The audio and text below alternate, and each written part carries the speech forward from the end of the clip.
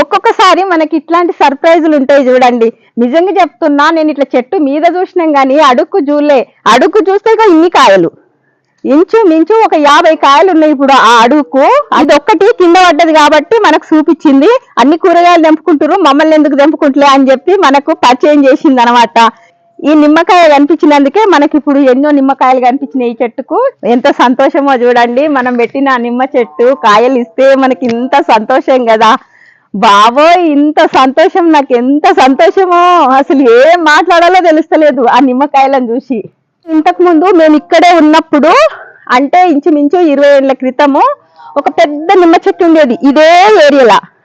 గంపల కొద్ది నిమ్మకాయలు వచ్చేటివి. అప్పుడు ఈ కాలనీ మొత్తం మా చెట్టుకే తెంపుకపోయేది. ఇంకా వినాయక చవితి వస్తే మాత్రము అన్ని పులిహోరకు మా చెట్టు నిమ్మకాయలే. ఇంకా మేము షాద్ నగర్ వెళ్ళిపోయినాక చెట్టుకు నీళ్ళు పోసడం లేక చెట్టు ఎండిపోయింది.